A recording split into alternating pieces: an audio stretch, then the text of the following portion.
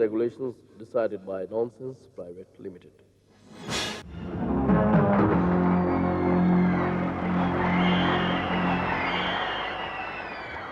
जिन लोगों ने गलती से हमारा ये प्रोग्राम ट्यून कर लिया है, सभी का नॉनसेंस प्राइवेट लिमिटेड में स्वागत है। कुछ देर पहले एक खबर सुनने को मिली कि एक इंटरनेशनल एयरलाइन वाले जहाज में डबल बेड का प्रबंध करने जा रहे हैं। अब कई करोड़पति जिन्हें घर में अच्छी तरह नींद नहीं आती, ये सोचेंगे चलो जहाज में चलते हैं यार, शायद वहां ज्यादा अच्छी नींद आ जाए। अब कई लोग दफ्तर में सिर्फ इसलिए जाते हैं कि वहां नींद बड़ी अच्छी आती है।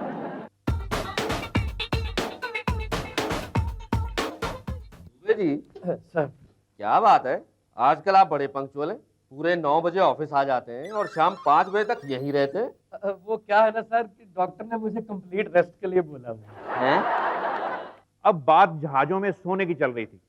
कई पति पत्नी ऐसे होते हैं जो रात को बिस्तर पे लेटे लेटे लड़ पड़ते हैं। ऐसे लोगों के लिए जहाज की यात्रा रोमांटिक सिद्ध हो सकती है, लेकिन 4000 पाउंड खर्चने के बाद मियाँ बीवी ने जहाज में अगर डबल बेड बुक करवाया हो और वहां एक दूसरे के थप्पड़ जड़ दे तो टोटल लॉस हो जाएगा। ऐसे में एयरलाइन वालों को कम से कम आधा किराया तो उनको वापस करना चाहिए।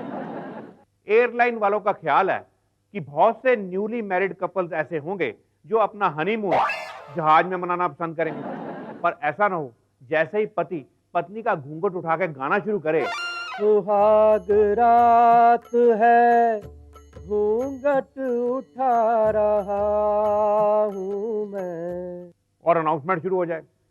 मौसम खराब होने की वजह से यात्री कसकर अपनी अपनी पेटी बांध लें और सीधे होकर बैठ जाएं। पता चले इतना पैसा खर्चने के बाद वापस आकर पहाड़गंज के किसी गेस्ट हाउस में वो हनीमून मना रहे हैं। एक नेताजी की जब शादी हुई तो बात हनीमून पर जाने की हुई। डार्लिंग, अगर मैं अगला विधानसभा का इलेक्शन जीत गया ना तो तुम्हें हनीमून के लिए ऊटी लेकर जाऊंगा। महंगे से महंगे होटल में ठहराऊंगा तुम्हें। लेकिन इलेक्शन का हमारे हनीमून के साथ क्या संबंध? अगर कहीं मैं तुम्हें पहले ले गया हनीमून पे तो इलेक्शन कमीशन वाले ऑब्जेक्शन ना कर दें। क्यों? कि मैंने तुम्हारी और तुम्हारे मायके वालों की वोट के लिए तुम्हें महंगे होटल में ठहराया है। अगर बात रिजर्वेशन की जाए तो मैं तो भैया रिजर्वेशन के हक में हूं, और हमारे इस प्रोग्राम में 100% सीटें मूर्खों के लिए रिजर्व हैं, क्योंकि कोई भी समझदार आदमी ना तो इस प्रोग्राम में हिस्सा लेता है और ना ही कोई देखता है। अब बहुत से लोगों की चिट्ठियां आती हैं कि कम से कम 10% सीटें तो आप मेरिट पर रखो, पर मुझे पता है एक इंटेलिजेंट मच्छी सारे जल को गंदा कर देती है। भैया गर्मियां आ चुकी हैं और साथ में पानी की तंगी भी। एक नन्हा मुन्ना बच्चा जब सुबह उठा और उठते ही बाथरूम की तरफ बढ़ा। कहाँ जा रही हो बेटा? माँ, मैं बाथरूम में नहाने के लिए जा रहा हूँ। बेवकूफ, पिछले हफ्ते ही तो नहाए थे। सिर्फ मुंह हाथ धो लूँ माँ। चुप, गीले तौलिए से मुंह साफ कर लो। एक तो पानी इतना महंगा, ऊपर से आता इतना कम है। कितना प्यारा है ना मेरा बच्चा, भगवान से प्रार्थना कर रहा है। माँ, मैं प्रार्थना नहीं, शुक्रिया अदा कर रहा हूँ। किसका? वाटर सप्लाई वालों का। किस लिए? कि मुझे सुबह सुबह नहाना नहीं पड़ता। गोविंद बोलो, हरे गोपाल बोलो, गोपाल बोलो, राधे रमन हरे गोविंद बोलो, गोविंद बोलो। वत्स, यहाँ आओ, ये लो प्रसाद ग्रहण करो, ये सत्संग का है। मैडम, हम सत्संग में क्यों जाते हैं? बताओ। अरे बस, यहाँ शांति मिलती है, मन को सुख मिलता है, आत्मा को आराम मिलता है और कुछ देर चुप बैठने को मिलता है। मैडम, आप लोग सत्संग में चुप बैठी थी? जाकर पानी लेकर आओ। Okay madam. जैम्स, तुमने देखा था सत्संग में मिसेस पंत कैसे अपनी डॉटर इन लॉ की इतनी बुराइयां कर रही थी? मिसेस शर्मा, उनसे तो आप 10 फीट की दूरी पे बैठी थी और लाउड स्पीकर भी इतना लाउड था, फिर आपने उन्हें सुना कैसे? मिसेस चंपा, एक दोहा है, दीवारों के भी कान होते हैं, फिर मेरे कान तो मेरे अपने हैं। दोहा नहीं है, कहावत है। वैसे मिसेस शर्मा, आपका सारा ध्यान तो मिसेस पंत की बातें सुनने में लगा रहा, फिर स्वामी जी ने जो प्रेम के बारे में बताया वो तो आपने सुना नहीं होगा ना? देखो, मैं तुम्हारी तरह नहीं हूँ जो हर वक्त प्रेम और प्यार की ही बातें करती रहती हूँ। हाँ, सत्संग में जाकर भी पराये मर्दों पर नजर डालती रहती हो। कोई तो I don't like this joke. This is not a joke. Anyways, मैं उस प्रेम की बात नहीं कर रही हूँ, मैं तो उस प्रेम की बात कर रही हूँ जो स्वामी जी का असिस्टेंट है, मिस्टर प्रेम भटनागर। स्वामी जी बता रहे थे कि आजकल उसने एक अलग ट्रुप बना लिया है और कई सत्संग करता घूम रहा है। तो इसमें बुरा क्या है? हर आदमी को अधिकार होता है कि वो इंडिपेंडेंटली काम करे, है ना? मिसेस शर्मा, सत्संग की लाइन में पैसे भी बहुत है, कुछ करने को भी नहीं होता, बस बोल बच्चन। आइडिया! क्यों ना हम अस्मा ग्रुप की तरह अपना सत्संग का एक ग्रुप बनाएं? वाह! लेकिन हमारा सत्संग सुनने आएगा कौन? आप लोगों के बारे में तो मुझे पता नहीं, लेकिन सब मेरी तरफ दौड़े चले आएंगे, क्योंकि मैं ब्यूटीफुल हूँ, ग्लैमरस हूँ, अट्रैक्टिव हूँ और बेसुरी भी। मेरे हिसाब से हम लोगों को प्रवचन क्लासेस ज्वाइन कर लेने चाहिए। ओह या! और अगर आपकी पर्सनैलिटी मेरे जैसी है तो कोई नहीं देखता कि आप क्या बोल रहे हैं, बस सब आपको देखते रहते हैं और देखते ही रहते हैं। मेरे ख्याल से तो हमें डांस क्लासेस और जिम क्लासेस खोल लेनी चाहिए, फिर हम खुद भी नाचेंगे और अपने भक्तों को भी नचाएंगे। यो यो यो यो यो। और हमारे सत्संग का नाम होना चाहिए 3 तितलियां। तितलियां जैसे दुनिया की मोह माया छोड़कर, चिंता छोड़कर एक फूल से दूसरे फूल पर उड़ती रहती है, हम लोग भी तितलियों की तरह चिंता छोड़कर गलियों में, खेतों में, बागों में उड़ते रहेंगे। यही जिंदगी का सच है, इसी में हमें शांति मिलेगी। वेरी गुड, बस यही लाइन पकड़कर चलना है, लाइफ बन जाएगी। तो इमेजिन करो जब हमारा सत्संग कितना पॉपुलर हो जाएगा, उसमें कितनी औरतें आएंगी और जितनी औरतें आएंगी उतनी ज्यादा न्यूज बढ़ेगी। मैडम, अगर आप आज ही लॉन्च कर रहे हो तो इसके टेलीकास्ट राइट्स मुझे दे दीजिएगा प्लीज। एक्सक्यूज मी, आप कौन है? मैं इस होटल का मालिक हूँ, नया चैनल लॉन्च कर रहा हूँ। धार्मिक चैनल? नहीं, न्यूज चैनल। हम क्यों जाते हैं? अब भाई न्यूज इकट्ठी करने हैं और क्या।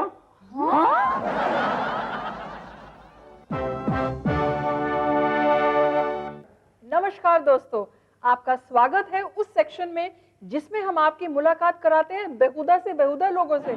आज हमारे स्टूडियो में आए हुए हैं देश के मशहूर झूठे गवाह मुखरजीत सिंह जी।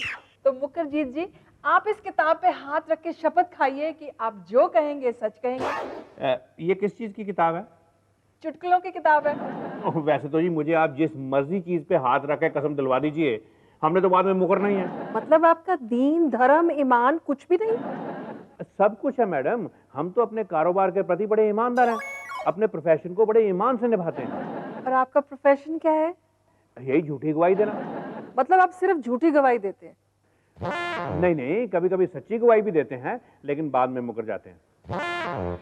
अच्छा, आप पर सबसे पहला आरोप ये है। Objection my Lord. हम पे कैसा आरोप भाई, हम तो खुद आरोपियों को बचाने के लिए अपने बयान बदलते रहते हैं। आप मेरा मतलब नहीं समझे। मेरा मतलब ये था कि आप पुलिस के सामने तो एक बयान दे देते हैं और कोर्ट जाके उस बयान से मुकर जाते हैं। भाई हमारे पे प्रेशर बड़ा पड़ता है, हमारे पे तरह तरह के दबाव पड़ते हैं, हमें मुकरना पड़ता है। किस चीज का प्रेशर है? गांधी जी का। मतलब गांधी जी की आत्मा आपको झंझोड़ती है? नहीं, जो हरे हरे नोट होते हैं ना, जिन पे गांधी जी की फोटो होती है, वो हमें कई बार मजबूर कर देते हैं अपना बयान बदलने के लिए। आपको पता है कि आपके बयान पर किसी की जिंदगी और मौत अटकी हुई होती है? क्या बात कर रही हैं मैडम, हमने तो कई आरोपियों को जेल जाने से बचाया, कईयों को फांसी के फंदे से बचाया होगा। हमने तो हमेशा भलाई का काम ही किया। अच्छा, आप एक केस याद करिए, उसमें आपने पुलिस को ये बयान दिया कि आपने अपनी आंखों से कातिल को गोली चलाते हुए देखा, लेकिन कोर्ट में आप मुकर गए। आपने कहा मैंने तो कातिल को देखा ही नहीं।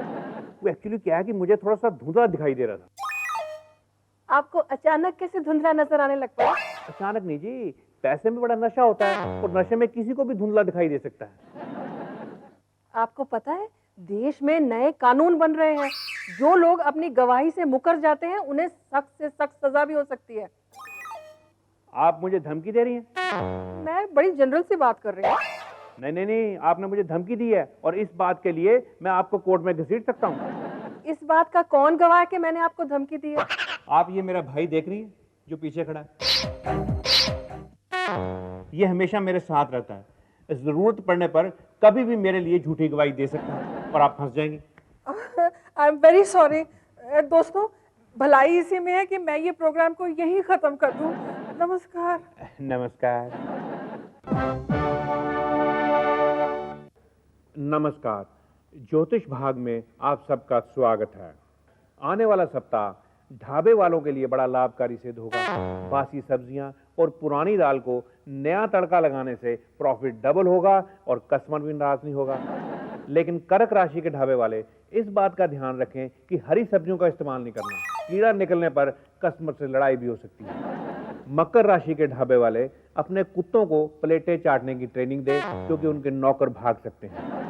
अगर आपका ढाबा रोड साइड पर है तो पतीलों पर ढक्कन मत रखिए, क्योंकि ट्रकों से उड़कर धूल जब पतीलों में पड़ेगी तो वो गुड लक की निशानी मानी जाएगी। हेलो। नमस्कार जी, मैं बंता सिंह ट्रक ड्राइवर बोल रहा हूँ जी। अच्छा जी, आपके ट्रक का नंबर क्या है? जी 3737।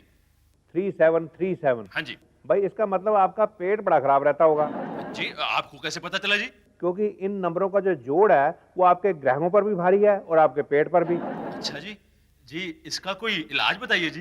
भी इलाज तो बड़ा सिंपल है। आप किसी भी ऐसे ढाबे से जहां बड़ी खराब रोटी मिलती हो 11 रोटियां ले लीजिए, 5 अपने गले में डाल दीजिए और 6 जो है वो ट्रक के पीछे बांध दीजिए।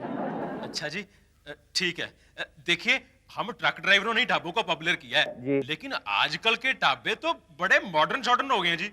साग और मक्की की रोटी की जगह नूडल मिलते हैं और दाल मखनी की जगह पिज्जा। तो आप फिर अमेरिका में जाके ट्रक चलाइए ना। जी क्यों? क्योंकि साग और मक्की की रोटी यहाँ की बजाय अमेरिका में ज्यादा पॉपुलर है। तो दोस्तों इसी के साथ हमारा ये सेक्शन खत्म होता है। अगले हफ्ते फिर मिलेंगे आपकी नई समस्याओं के साथ। आज हम आपको एक हॉकी स्टिक दिखाने जा रहे हैं। ये एक खास किस्म की वुड से बनी हुई है और इसके ऊपर इंडियन हॉकी टीम के सभी प्लेयर्स के ऑटोग्राफ्स हैं। फिर तो ये बहुत महंगी होगी। नहीं, इसी वजह से सस्ती है क्योंकि उनके ऑटोग्राफ हैं। तो इसकी खासियत क्या हुई? इसकी खासियत ये है कि इसका जो ब्लेड का एंगल है ये इस किस्म का डिजाइन किया है। जो भी इसे इस्तेमाल करता है उसे 100% सक्सेस मिलती है। मतलब पेनल्टी कॉर्नर हो या डायरेक्ट हिट, गोल हो ही जाता है। भाई गोल का हिसाब नहीं होता। अगर खिलाड़ी के जूते या मोजे बेड के नीचे चले जाएं तो उसे निकालने के काम आती है। तो फिर खेल के मैदान में कैसे काम आएगी? वहां कुत्ता या गाय भैंस भगाने के काम आती है, क्योंकि ये लाइट वेट है। ये मैच जिताने में कैसे सहायक होगी महाराज? भाई मैच जीतने के लिए डिसिप्लिन, हार्ड वर्क और टीम वर्क की जरूरत होती है। इंडियन टीम के लिए ये स्टिक तो क्या कोई स्टिक भी काम नहीं आती। बड़ी टेंशन है। ओहो, बड़ी टेंशन है, बड़ी टेंशन है। डॉक्टर साहब आप कोई पेन किलर क्यों नहीं ले लेते? वो पेन किलर मैं पहले ले चुका हूँ, एक और ले लेता हूँ। लो मैं एक काम करती हूँ, मैं आपको पेन किलर का इंजेक्शन लगा देती हूँ, वो ज्यादा इफेक्टिव होगा। कुछ नहीं होगा, इंजेक्शन से कुछ नहीं होगा, कुछ नहीं होगा। थोड़ी देर में पेशेंट्स आने शुरू हो जाएंगे ना, फिर आपका दिल बहल जाएगा। कैसे बहल जाएगा? देख कहाँ से आ जाएंगे पेशेंट्स? वो जो साथ वाली दुकान में तांत्रिक बाबा बैठा ना, सारे पेशेंट्स तो वो खींच के ले जा रहा है। हाँ तो आप ही ने दिए ना उसे ये दुकान किराए पे, बगल वाली दुकान नहीं देनी चाहिए थी ना आपको। अब मुझे क्या पता था कि वो साथ वाली दुकान में कंपटीशन में लोगों का इलाज करना शुरू कर देगा। दमा, कैंसर, शुगर, बवासीर, हर चीज का इलाज तो वो कर रहा है। बम बम भोलेनाथ, बम बम भोलेनाथ। तू बहुत बीमार है, तू बहुत बीमार है बच्चा। बच्चा? मेरे बच्चे? अरे बाबा तुम्हें बच्चा कह रहे हैं। बाबा के सामने सब बच्चे हैं। बहुत डॉक्टरों से इलाज करवाया बाबा, पर इनका बुखार नहीं उतर रहा। इसका दर्द ऐसे गायब होगा जैसे गधे के सर से सींग। हमारे घर में भी एक गधा है बाबा, उसके सर से सींग निकला है, उसके सींग भी गायब करवाने हैं बाबा। पहले इस गधे का इलाज तो कर लो। आपने मेरे पति को गधा कहा बाबा? मेरा मतलब है पहले इसका इलाज तो कर ले, तभी तो तुम उस गधे को यहाँ लाओगी। बाबा सर में बहुत दर्द है बाबा। अभी ठीक कर देते हैं। आओ आगे करो।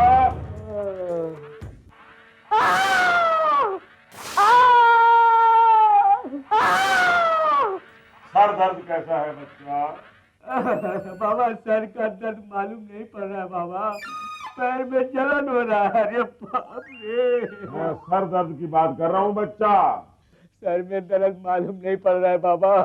मुझे लगता है सर का दर्द ठीक हो गया, टांग का दर्द फिर किसी दिन ठीक कर देंगे। चलिए तो सही, चलिए डॉक्टर साहब, गिरधारी लाल जी, पेशेंट आप यहाँ बैठिए। डॉक्टर साहब यहाँ पर सीट है। हाँ बैठिए। आप यहाँ बैठिए ना, गिरधारी लाल जी, बी कंफर्टेबल। नहीं मैं नहीं बैठ रहा, मैं खड़ा ही ठीक हूँ, खड़ा ही ठीक हूँ। अच्छा, अब देखिए ना डॉक्टर साहब, गिरधारी लाल जी जैसे हमारे परमानेंट पेशेंट भी तांत्रिक बाबा के पास जा रहे हैं इलाज कराने के लिए, कितनी बुरी बात है।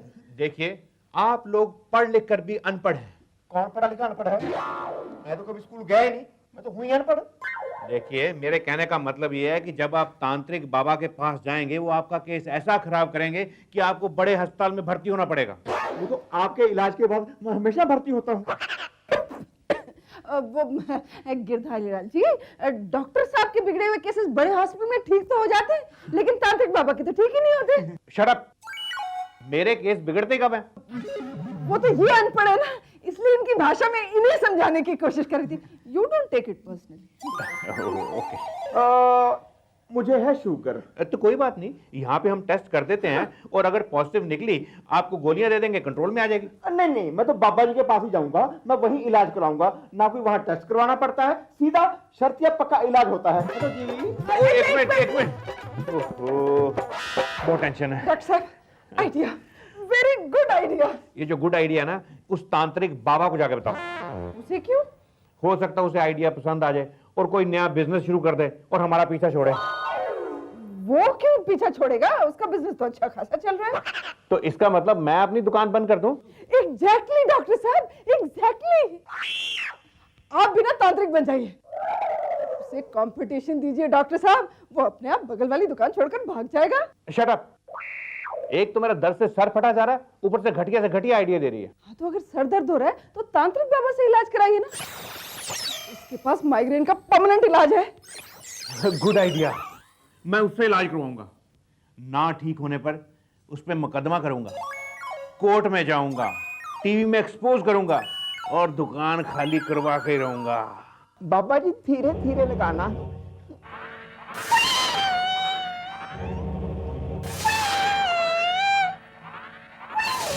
जय हो तांत्रिक बाबा, जय हो। आओ डॉक्टर बच्चा, 15 तारीख हुई आज तो दुकान का किराया लेने आए हो? नहीं जी नहीं, मैं तो अपना इलाज करवाने आया था। देखा, यहाँ तो बड़े बड़े डॉक्टर इलाज करवाने आते हैं। क्या बीमारी है डॉक्टर बच्चा? डॉक्टर साहब, बाबा जी, इनके ना सर में दर्द बहुत है। सर में दर्द है डॉक्टर बच्चा, अपना पाँव आगे करो। पाँव? हाँ।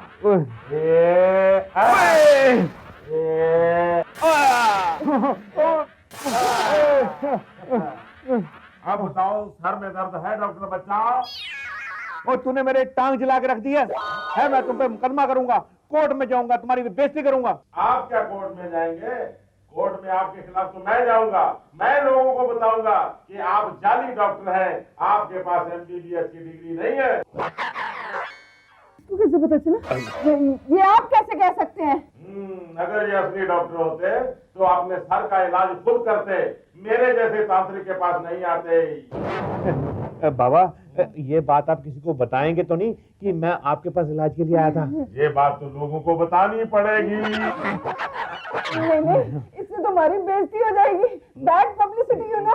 इसके बारे में मैं टीवी पे इंटरव्यू दूंगा कि डॉक्टर बच्चा मेरे पास इलाज करवाने आया था। नहीं जी नहीं, प्लीज कुछ इसका और कोई इलाज तरीका? हाँ, इसका एक ही उपाय है बच्चा। क्या बाबा? कि आज के बाद आप मुझे इस दुकान का किराया नहीं लोगे।